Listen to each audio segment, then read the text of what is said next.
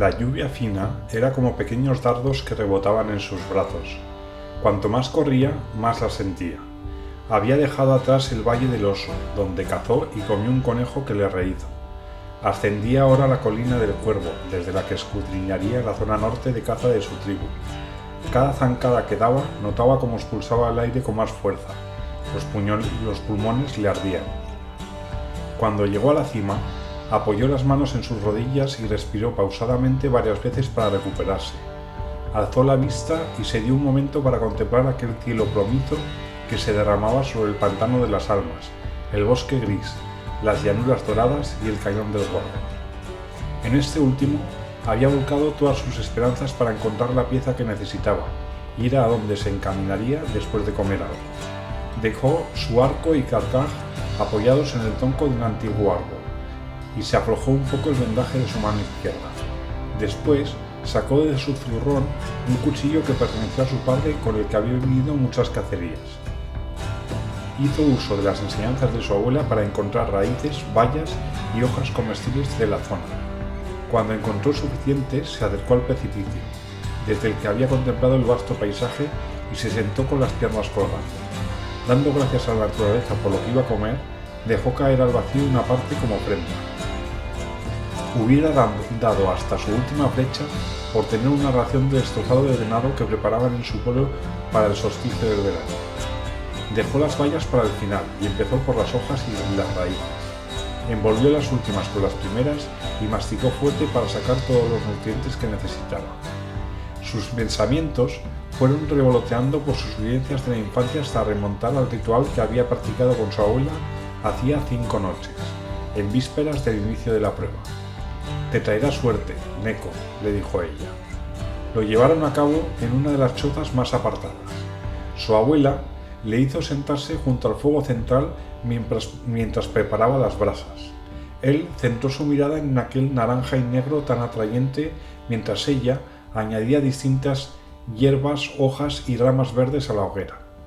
«Respira, hijo, y centra tus pensamientos en tu presa. Visualízala». Aspiró aquel humo mientras que su abuela canturreaba un poema, más antiguo que ella, sobre las hazañas de un héroe de la tribu. Gracias a aquellas fragancias y a la voz grave de su abuela, entró en un estado adormilado en el que las imágenes de animales se le aparecían. Se centró en una de ellas, una que representaba a un guargo grandioso a la entrada de una cueva en un cañón que reconoció al momento. El animal tenía la mirada centrada en él y estaba tenso. Quiso participar en el sueño y se concentró aún más en la voz de su abuelo. El guargo empezó a gruñir cuando Neko se le acercó. Extendió una de sus manos y se la dio a oler. El lobo gigante relajó sus músculos, pero sin dejar de mostrar sus dientes. «Tranquilo, amigo», dijo mientras pasaba la mano por su lomo, sintiendo el pelaje del animal y debajo su columna. «¿De qué tienes miedo? ¿Y esta cueva?». Justo después de pensar la última pregunta, el lobo se giró más rápido que el viento y mordió la mano izquierda de Neko. No fue un aviso, no quería marcar. Este emitió un quejido de dolor y se despertó de golpe sintiendo todas aquellas punzadas. Se miró la mano y vio que la tenía ensangrentada. Su abuela dejó de cantar y se le acercó. «Déjame ver. Parece que has elegido a una presa a tu altura». «Pero abuela», dijo él, «no me cuentes nada. Tu visión es tuya y solo tú puedes entenderla y sacarle provecho», le dijo mientras sacaba una tira de piel muy fina del interior de su abrigo de pieles, seleccionó unas cuantas hierbas que aún no había prendido, las mordisqueó y puso parte sobre las heridas, para después vendarlas con la piel. El resto las envolvió en un pañuelo que improvisó arrancando un trozo de tela con la que había traído envueltas las hierbas vivas. «Toma, hijo, ve y descansa. Mañana nos veremos al inicio de la prueba». El sabor amargo de las raíces le hizo volver de sus recuerdos. Se quitó del todo el vendaje y limpió los restos de hierbas de las heridas que estaban terminando de cicatrizar. Sacó el pañuelo que le había preparado su abuela con el resto de hierbas, las mordisqueó y tapó con ellas las cicatrices. Volvió a vendarse la mano y se levantó. Aspiró hondo y empezó a correr colina abajo, hacia el norte. La prueba a la que se enfrentaba era muy antigua. Su madre le había contado historias que le había contado su abuelo y a él su abuelo. Es un rito de iniciación, la caza, resumían los que la habían hecho. Pero es algo más, es encontrar el animal que será tu espíritu familiar el resto de tu vida, por un lado. Es definirte como el tipo de cazador que serás, cazador de carne, de pieles, cazador de huesos, por otro. Si la completan, todos los aprendices de cazadores, es augurio de buena caza esa temporada. Se lleva a cabo en la época de lluvias, cuando los rastros son más difíciles de seguir, y esa vez la tribu presentó a 3 jóvenes al consejo para que la hiciesen. Tenían media luna para atrapar a su presa. No era una competición, pero las comparaciones al final de la misma no se hacían esperar en el gran festejo final.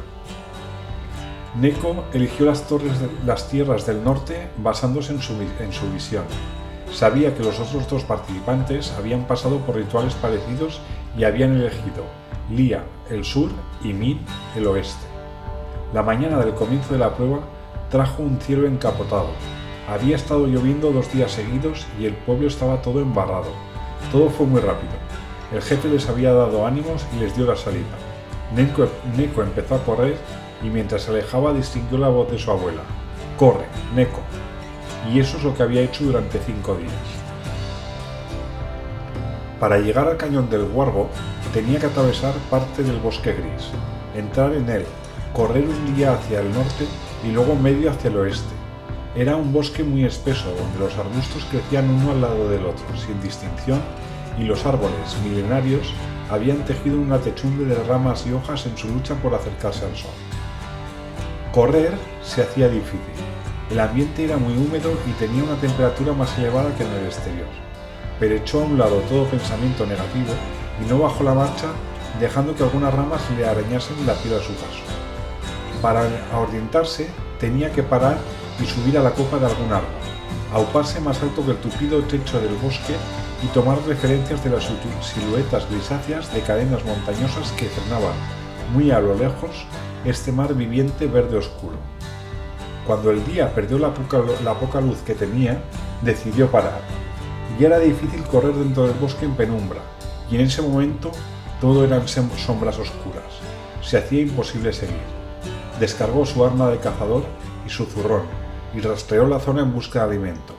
También se hizo con ramas finas y lianas para fabricar trampas para tener algo que comer al día siguiente.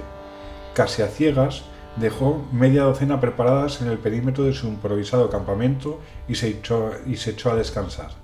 Para no dormirse más de la cuenta, recordó un antiguo truco que le había contado su padre. Ató una roca a un extremo de una liana, pasó esta por encima de una rama de forma que colgase y agarró el otro extremo con una mano. Se echó a descansar. Cuando cayó dormido, soltó la liana y el ruido de la roca al caer lo despertó. Había llegado al acuerdo consigo mismo de que repetiría ese procedimiento 4 veces. Sería descanso suficiente.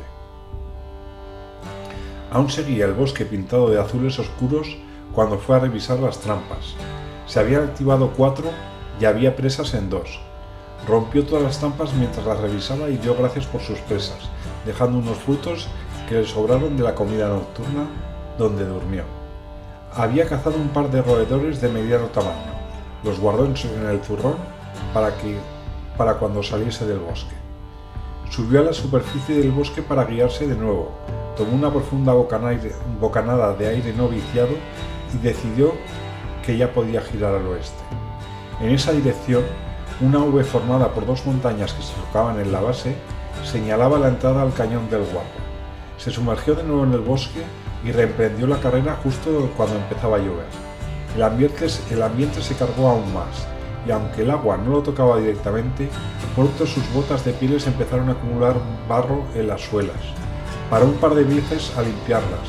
Creía que iba bien de tiempo.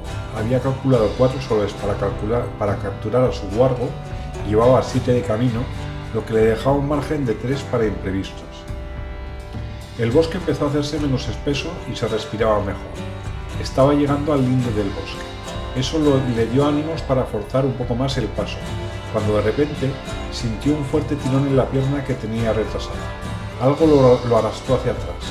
Cayó golpeando con el pecho y la cara en el suelo, y luego el tirón cambió de dirección hacia arriba y notó que empezaba a elevarse. Cuando paró el tirón, estaba colgado por su pierna derecha, cabeza abajo, de una cuerda atada a un sistema muy rudimentario de nudos que unían más cuerdas, anclado a uno de los árboles milenarios del bosque. Le dolía mucho la pierna por la que se sujetaba. Cazador, cazador, pensó, y por un momento vio peligrar la prueba. Relajó su cuerpo y dejó caer los brazos intentando obviar el dolor para pensar con más claridad. Sus armas y zurrón se deslizaron y cayeron al suelo. ¿Qué puede salir peor?, musitó. Estaba a 10 codos del suelo y 7 de la rama más cercana. El tronco del árbol no estaba más cerca que la rama. Escuchó como unos truenos anunciaban una tormenta mientras empezaba a balancearse para acercarse al tronco. Un par de balanceos más y lo alcanzaría. Al tercero, se aferró como un felino a la corteza. El cuerpo de aquel árbol era muy ancho y sus manos empezaban a resbalar. Además, sentía como la cuerda lo atraía a su posición inicial. Antes de perder las manos, se impulsó de nuevo apoyando la cara contra la madera. Soltó las manos para ponerlas un poco más arriba, pero resbalaron del todo en el intento y cayó arrastrado por la cuerda. El sonido de un trueno acompañó su balanceo. Ya no sentía la pierna por la que estaba atado, y el dolor había pasado a la cadera. Dejó caer los brazos de nuevo y se quedó mirando el vendaje. Lo deshizo. Se le ocurrió una idea para utilizar la tira de pie. Todo iría bien si ésta podía aguantar su peso. Hizo un nudo todo lo ancho que pudo en uno de sus extremos, y se balanceó de nuevo hasta que llegó al tronco. Esta vez se agarró bien. Soltó la mano que tenía el vendaje para lanzarlo a la copa del árbol. El primer intento falló y la venda quedó colgando de su mano. La otra mano empezaba a resbalar de nuevo.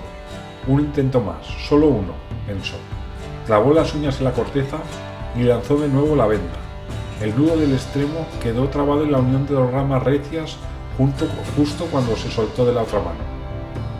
Pero no soltó la venda y aunque descendió un poco, no volvió a caer. Estaba suspendido, sujeto por la cuerda atada a su pierna y la venda sujeta por su mano. Empezó a estirar de la venda hacia él y ésta empezó a crujir.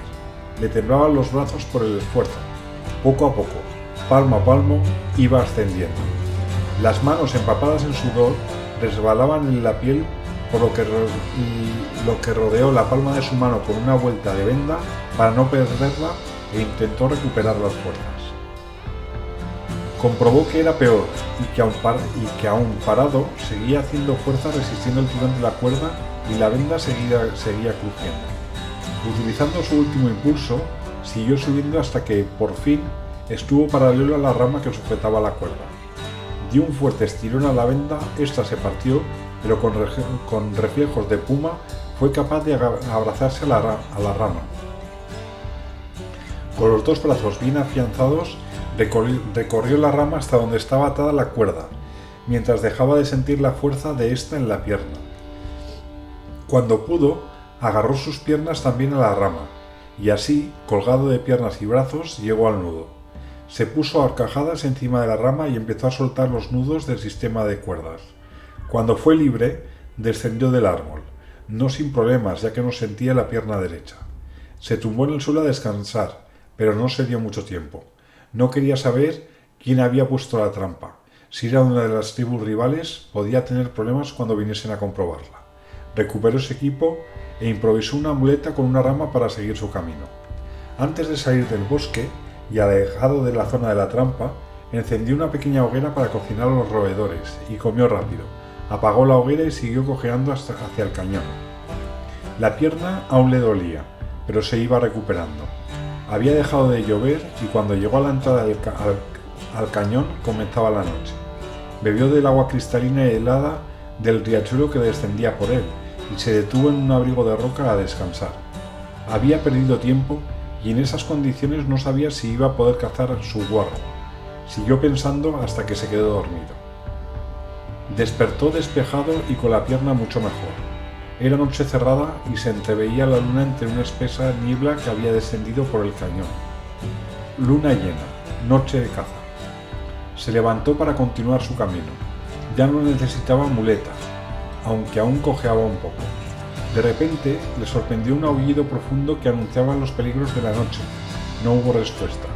Un solo guardo, sin compañeros, ¿Estarán de caza el resto en tierras lejanas? Siguió subiendo el cañón. Las paredes eran cada vez más altas, muros de piedra que aprisionaban sin dejar escapatoria más que hacia adelante o hacia atrás. De vez en cuando el espacio se ensanchaba donde se había formado una pequeña balsa de agua cristalina que reflejaba la luna. Una luna difusa por la insistente niebla. De nuevo un aullido, mucho más cercano. Puso el cuchillo en su cinto y armó el arco. «Vamos, amigo, muéstrate». Tras un rato andando, llegó a un punto en que los muros se estrechaban y el riachuelo tocaba a ambos lados. Empezó a cruzar el angosto pasillo que tendría 20 pasos de largo y 12 brazos de altura. El agua no era profunda, pero le congeló los pies. Siguió avanzando y al dar el 18º paso, de nuevo un aullido, pero esta vez sonó detrás de él, claro, profundo, y helador como el agua. Pero, ¿cómo es posible? No debe de estar a más de 50 pasos de distancia. Maldita niebla, dijo girándose. Tenía que salir de aquel pasillo y se impulsó hacia adelante.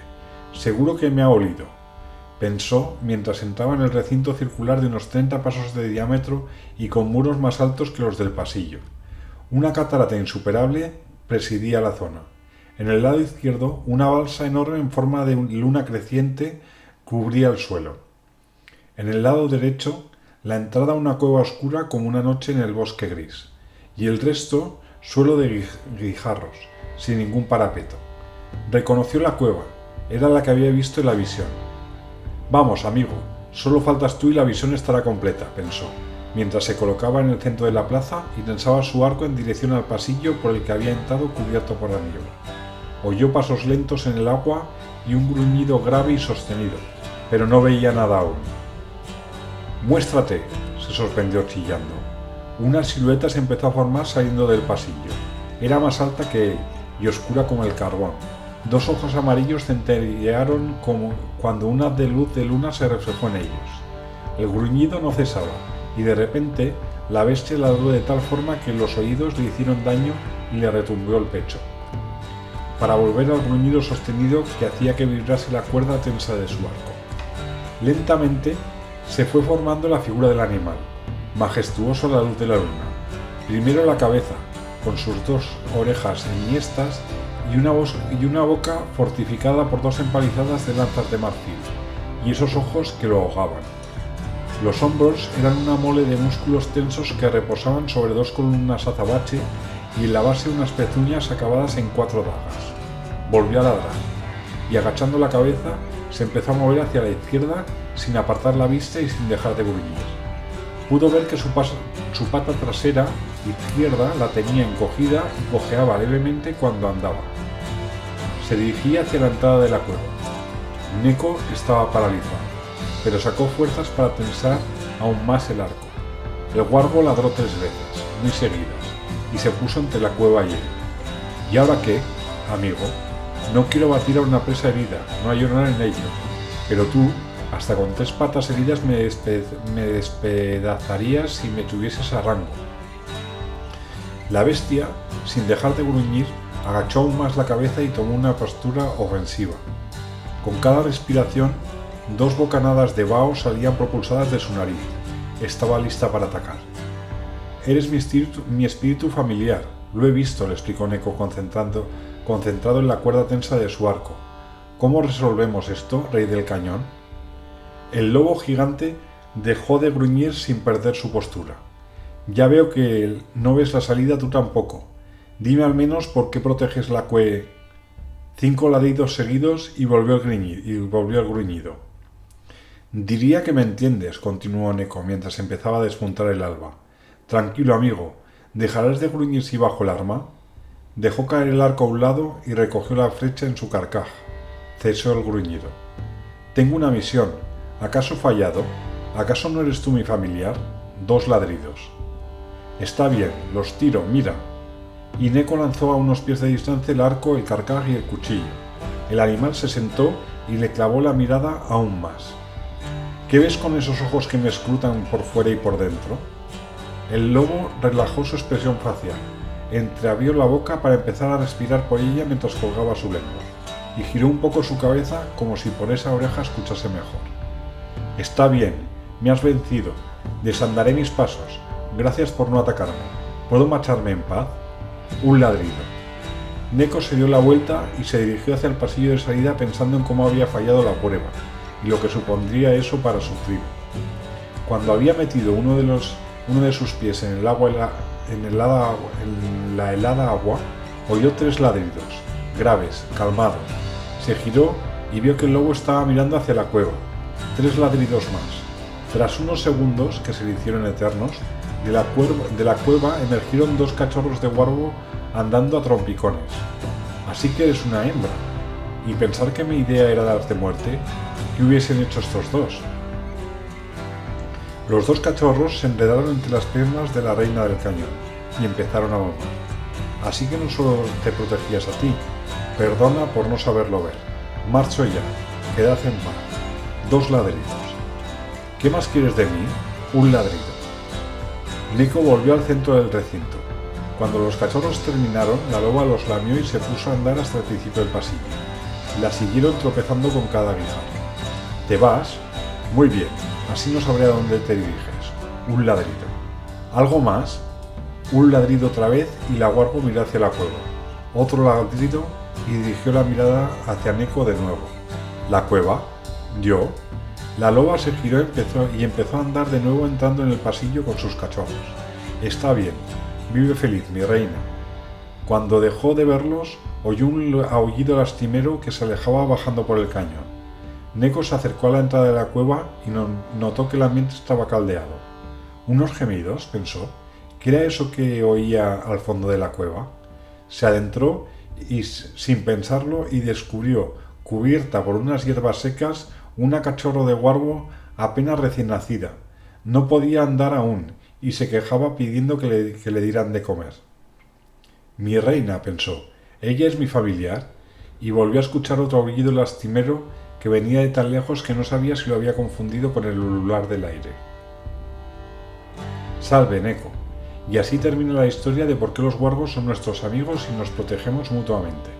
Protegen nuestros pueblos por las noches. Son nuestros compañeros de caza. Protegen a nuestros rebaños cuando pastan. Son uno con nosotros y por eso la tribu nos hermana con uno cuando nacemos. ¿Te ha gustado? Salve, Neko. Sí, madre, mucho. Pero, ¿qué fue de Neko? ¿Por qué no seguimos haciendo la prueba? ¿Y la reina del cañón y sus cachorros? ¿Y la trampa? ¿Era de alguna tribu rival? Es una leyenda, y como toda buena, tiene sus preguntas sin respuesta. O mejor aún, respóndelas como tú mejor te las imagines. Y ahora, a dormir. ¿Puede dormir mi cachorro de huargo conmigo? Esta noche sí, pero no te acostumbres. Buenas noches. Buenas noches, madre.